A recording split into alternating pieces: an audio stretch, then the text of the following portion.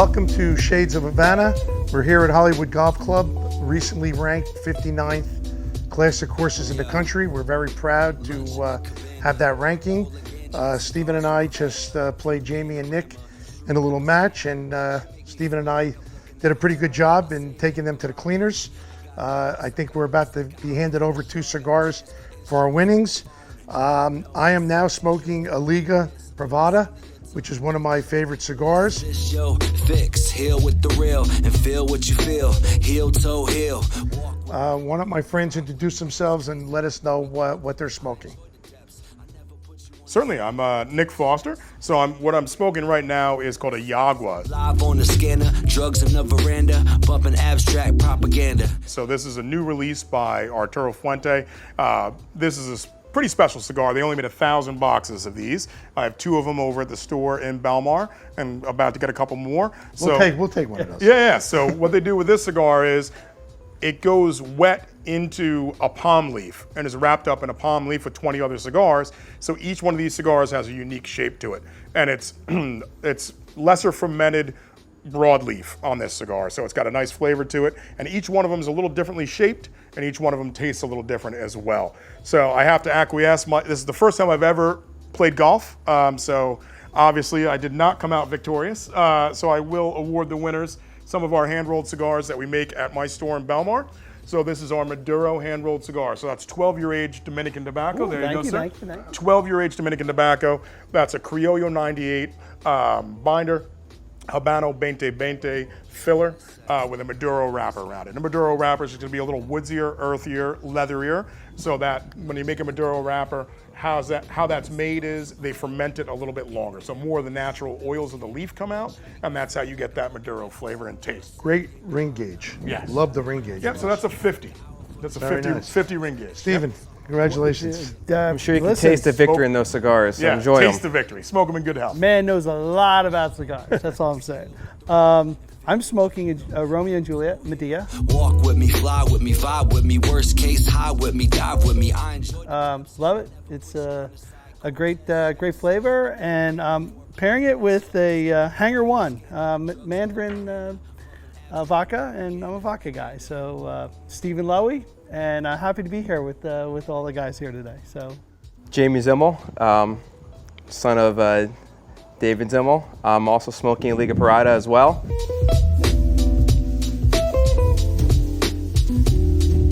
I'm happy to be here, and thank you for having me.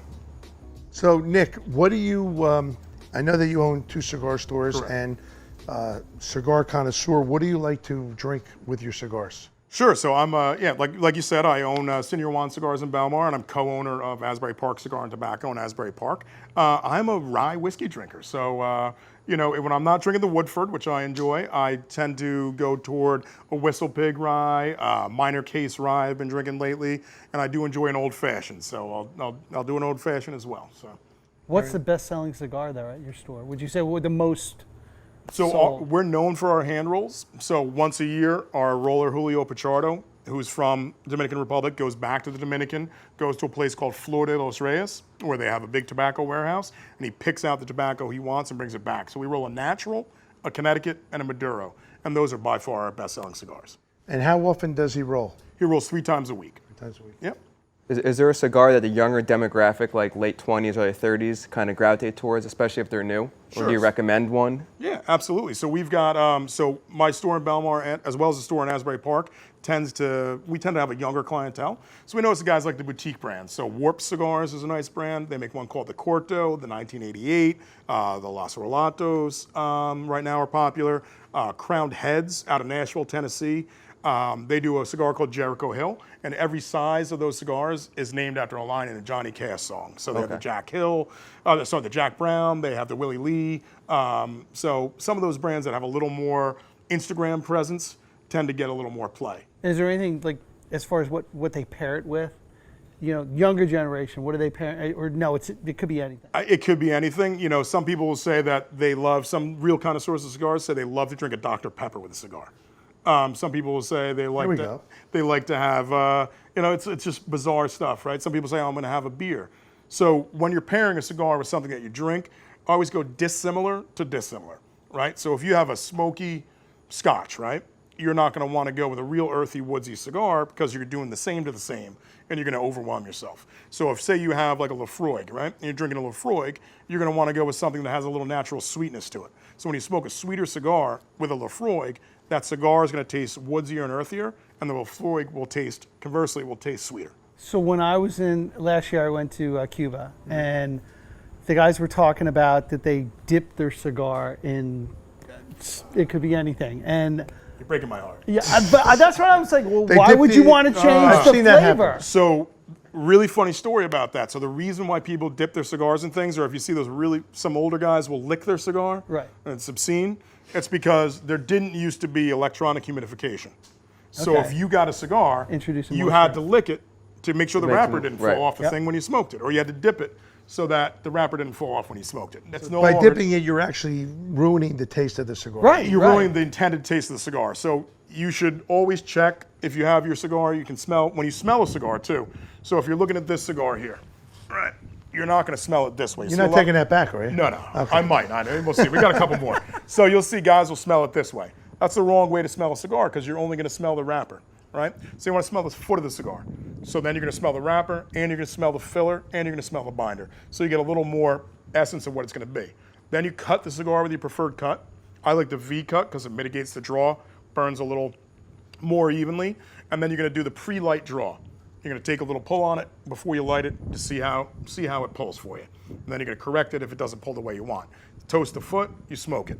The first third, the second third, and the third third is how you evaluate the flavor of the cigar. So most really well blended cigars, that should change as you smoke through that cigar, right? Wow. Yeah. So like when we were talking before, I heard somebody mention a Cuban Cohiba. So that was blended to be a strong. Let's get this cigar Yeah, we'll back get that where where it it belongs. belongs. So that was blended to be a strong one-note cigar, and that was blended especially for Fidel Castro, who prefers a strong one-note cigar. So that's what that is always going to be. It's always going to be a strong one-note cigar. So if you like a lot of complexity, you like a lot of flavor, or you like a Maduro, that's really not the cigar for you. So Nick, let me ask you a question. I'd be remiss if I didn't ask you this. So now that we're in this COVID Sure. world, how are your cigar places faring? Did you find businesses down, up? You know, what's the situation? So we're kind of seeing that we're up a little bit, surprisingly, because people are buying more cigars. So the same reason that people are doing more home improvements, people are spending more time in their backyard. So guys are coming in, they're buying 10, 20, 15 cigars to go with a bottle of scotch, sit in the backyard, have some friends over. So people are kind of rediscovering how they socialize, and that's leading to probably more booze sales and more cigars. Can you congregate retail yet or no? So I let folks sit outside at both stores, not inside. We're waiting for, when restaurants can go back in, that's when you can go back into both of our lounges.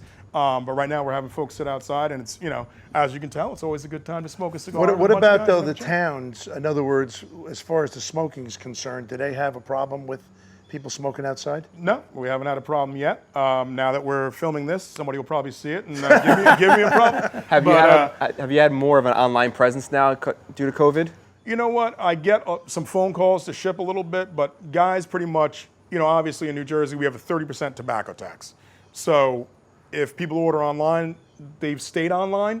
And guys who like to shop retail continue to shop retail because they like the camaraderie, they like to ask questions. So if you came in and you said, you really like that cigar, what else do you have that's like the Liga? I could help you find something Okay. else. It's like having a favorite tailor, right? Okay. The guy knows you, guy knows what you wear, guy knows what you like, so he's able to get you into another suit. Okay. I feel the same about cigars. I can help you get into another cigar. So along the same lines as COVID, we're in this, in the world now, and that seems to be, taking over. I have some grandkids that are getting ready to go to school, and it seems like every town has a different, rule or regulation as to how they're going to attempt to get back to school. What are your feelings on whether kids should be permitted to go back to school now, whether they should continue to stay at home? How do you feel about that? Well, listen, I can tell you what's going on. I mean, I do a lot of business with a lot of the local colleges and universities, and they're going all remote. It's amazing to me that someone wants to spend $50,000 or $40,000 to sit at home and be educated. I think the model's going to have to change. We're passing through the digital divide, and schools are going to have to adapt, and it's probably the last thing that the universities haven't done is embrace this, this technology, and they have to go remote. I mean, I can go online and YouTube one of the top entrepreneurs in the world and be educated in an hour, blog or any video, and for free. Why should I spend $40,000, a year? I think the important factor though there is that the education part of it is one thing, but what about the socialization, whereby the kids aren't able to socialize, and whether you're in grammar school or whether you're in college, a big part of that environment and that experience is the socialization, especially with the younger kids. They're not able to be amongst other kids. That's a big part of growing up. Well, it isn't. I mean, things have to be, I think that we become more collaborative.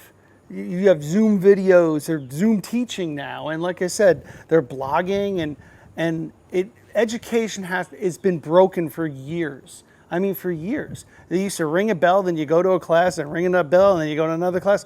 That's over. That's over.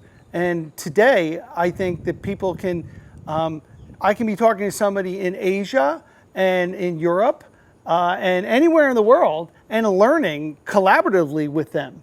And that's what I think you're going to see happen, as we move forward through, as they adapt.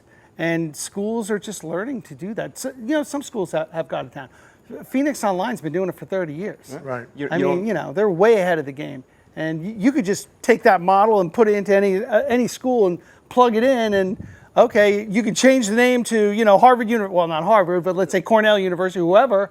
And now you're up online, and they're doing it. They've been doing it. The smart schools are doing that. Cornell's been doing that. Yeah, they do. But you don't think, for example, kids that are going to elementary school, I would maybe even junior high, that they're now put at a detriment by not socializing with other students, other people, and kind of gaining the confidence of making friends and just understanding the outside world, as opposed to being stuck inside all day and just learning from a computer.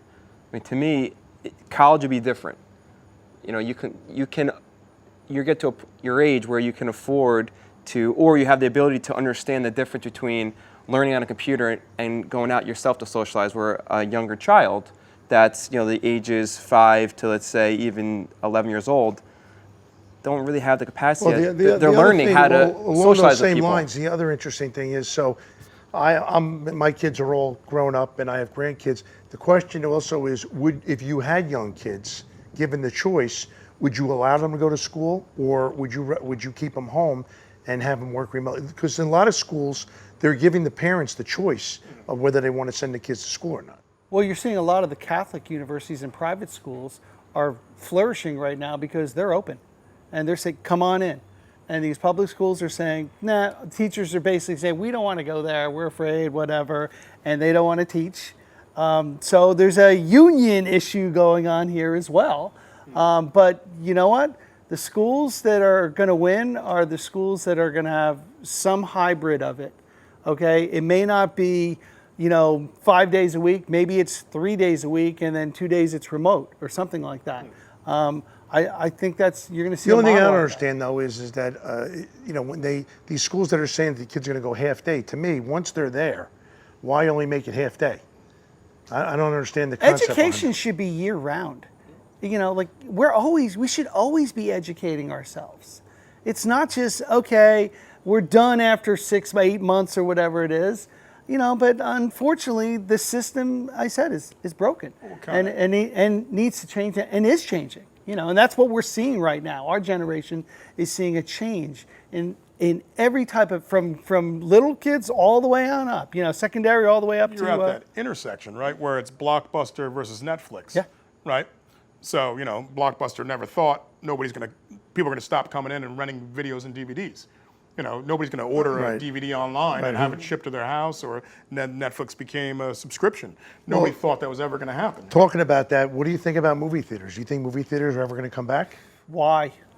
I mean, to me, it doesn't. I order everything on. I can sit. I have a 90-inch TV, and I can literally sit all day and watch TV. Yeah. I'm surprised that all these big movie companies haven't figured out a way to release new movies just on a platform like a Netflix, Yeah. as opposed to having the big grand opening at a movie theater. Why not have someone pay $15 or $12, whatever it is, to stream it and watch it I on don't know, home TV? there's just something about going to a movie theater. Well, there is. I like with the, I mu- just with the like surround sound. It's a night out. You know, you're in the big theater, get a little Yeah, but- popcorn. But you have relax. to adjust to. But all during the- COVID, no one's going to movie theater. unless you're doing a drive-in movie theater, but that's coming back now. So it is. Being in marketing, that's a huge opportunity, I think, is for drive-in theaters. But what happens now when the winter comes? You can you kind of do that now or not really? You could drop a screen down on the outside of a mall and just go pull up in your car and tune to a station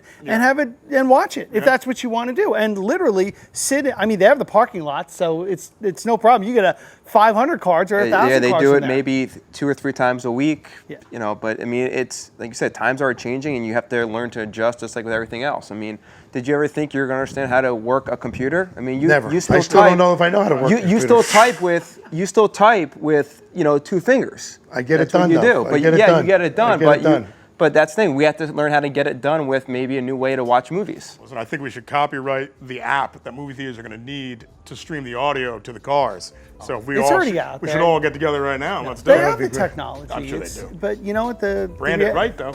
Yeah. All right, why don't we take a break Yeah. and we'll come right back. In 1993, John Gwaltney dubbed himself Senior Juan and founded Senior Juan Cigars. John prided himself on offering up equal helpings of quick wit, hot coffee, and fine premium cigars in no particular order.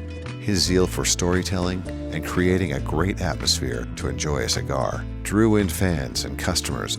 Today, we are proud to build upon the foundations of what John created in order to make your cigar smoking experience even better. The best selection of premium cigar brands, the finest accessories, and Senior Juan's famous hand-rolled cigars, all while making sure we never lose sight of keeping the shop a friendly, relaxing spot to enjoy a smoke. Is your business in need of COVID PPE products?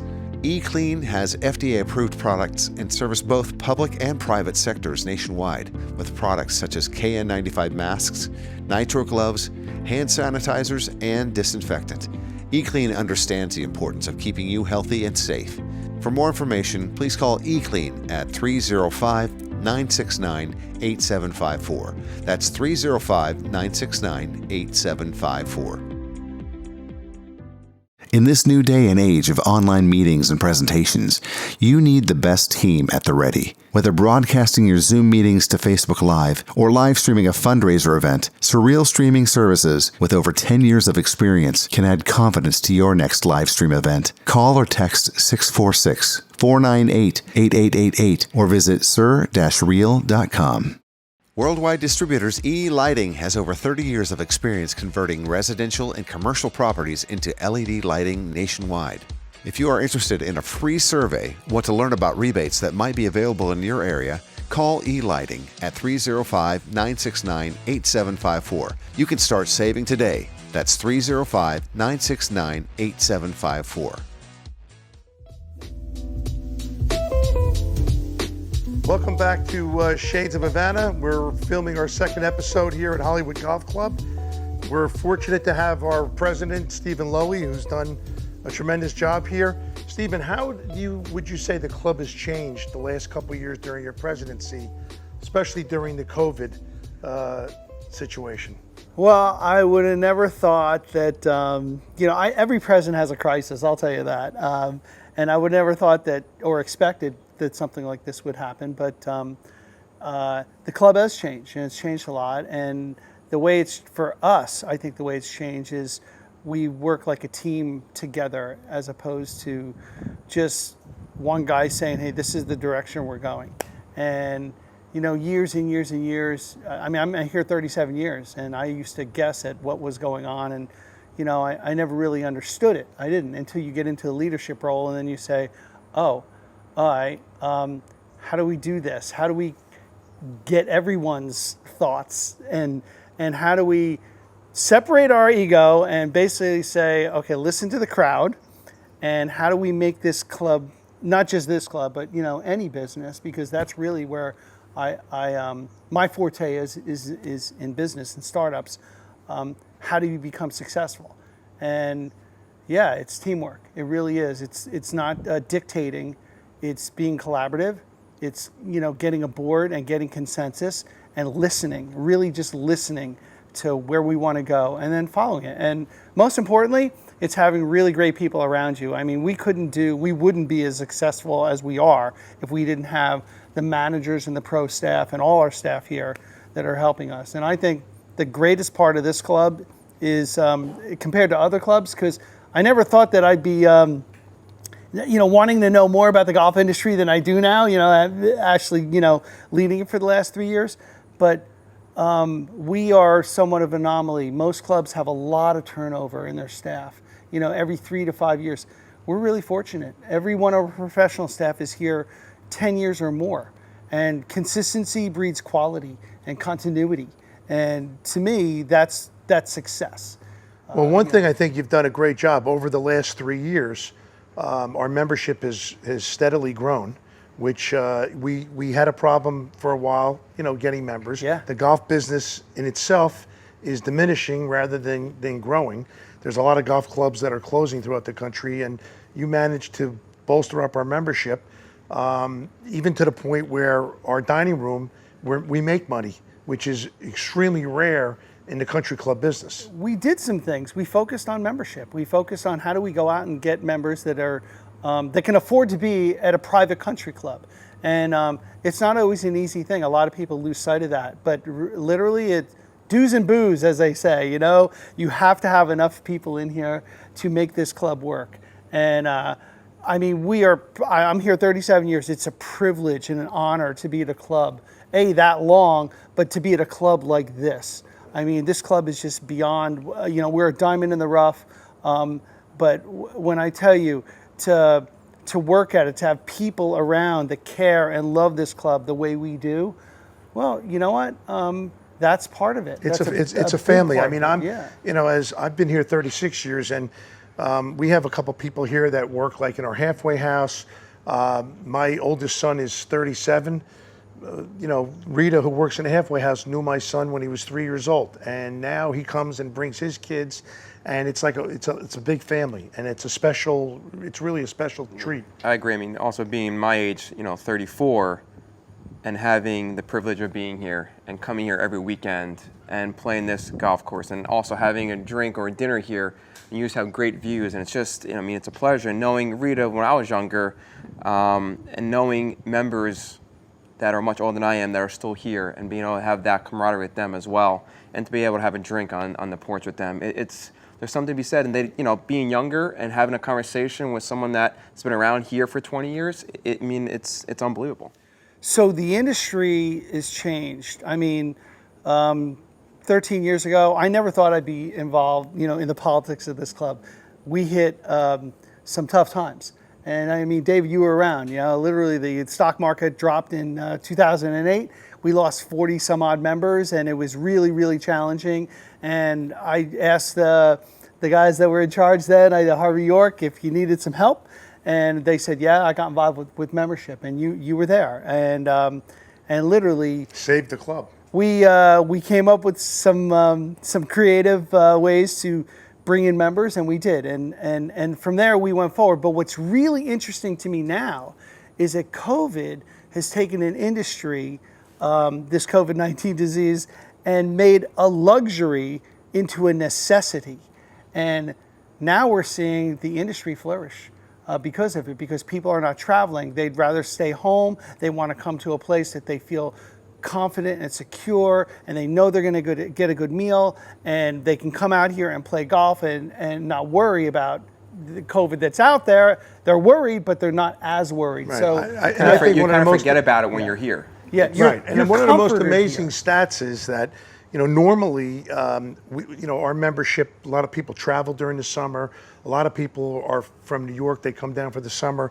And like, for instance, on a Tuesday or a Thursday, we would maybe have 45 rounds. We have 200 rounds because this is one place that people can come. With our own members. Right. I mean, we have no outside, barely any guests that are coming, no other venues, no real outside tournaments or anything like that we're bringing forward. So talking about being able to come here and relax, what do you think about the mental health situation that's occurring, during this COVID crisis? We have, there's people with addiction problems, alcohol sales as cigar sales has gone up, alcohol sales has gone up, people are depressed.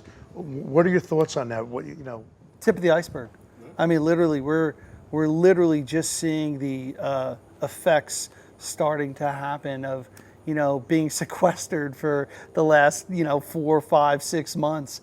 And it hasn't come out yet, but it's going to come out, and it's going to be very challenging for society. And yes, this is a great place to just get out. You're in fresh air, for at least 4 hours, but a lot of people don't have this. And, and that's the problem. There's a lot of people that I know that are still staying home, and they haven't, people in New York City. I mean, we know a bunch of people that haven't left their apartment in 4 or 5 months. Nick, what are you finding? So, alcohol sales, online alcohol sales are up over 200%, which is a lot, right? And then regular liquor sales in liquor stores, that's up 70-something% for the time frame. So obviously, you've got people out of work. There was an incident at a cigar store in Pennsylvania where a guy fired a couple shots at a clerk who told him to wear a mask. Turns out the guy had lost his job, and as a result of losing his job, lost custody of his son.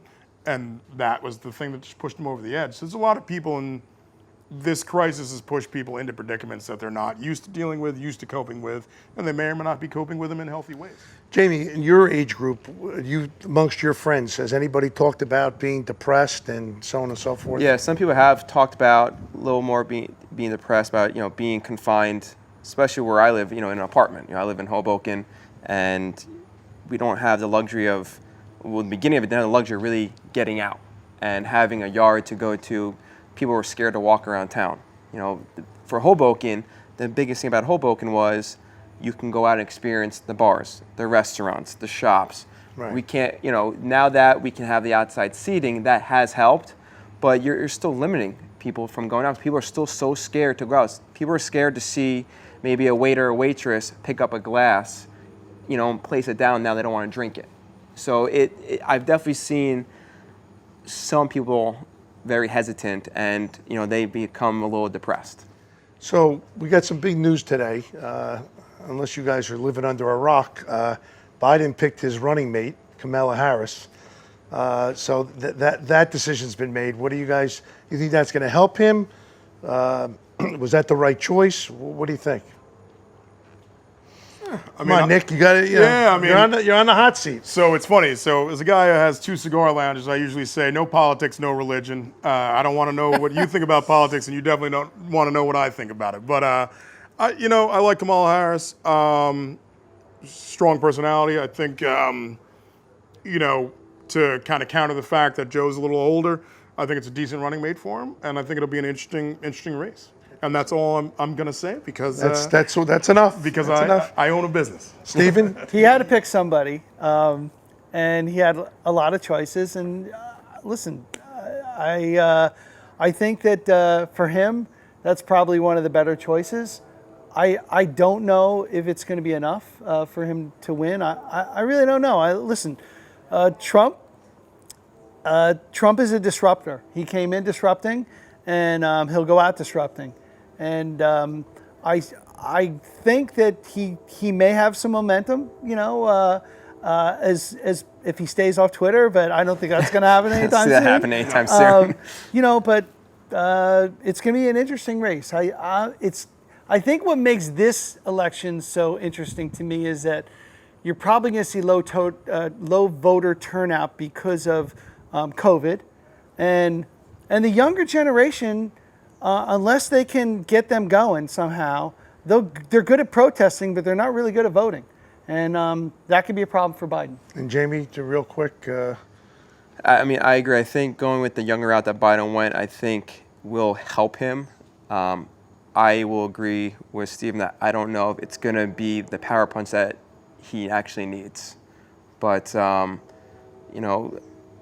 just to piggyback off of you, yeah, Trump is a disruptor, but we wanted someone different in office. That's why I originally voted him. And We got that. and that's what we got. And people aren't used to that change yet, but maybe we're not comfortable with it yet. But, only time will tell if we still want to see this change continue or not. Politics was always dirty. It was always dirty, from but the it went start. to a whole From the start. Yeah, but From it went day- to from a day whole one. other level. From Washington, yeah. Yeah. Well, it's funny, you have a But generation. you're right, we didn't see You it, didn't and see now it. we see it every single day. Trump will go down, like literally, he's tweeted out. I mean, no president has ever had this voice as loud and as often in the history ever. And I do think social media has a huge job in playing to that part of making I mean, politics what it is. That's enough on politics. We just Thank you. we just want to touch a little bit. All right, so I Thanks. want to thank you Appreciate guys for doing the second episodes of Shades of Havana at Hollywood Golf Club. Our mission now is to take Shades of Havana on the road. Hopefully, visit other cigar places, Come on down. Other golf clubs, and hopefully this will help us get to the next level. Great So thank you venue, guys great very venue. much. Great venue. Yes. All right. Thank you. Yeah. Cheers. Thank you.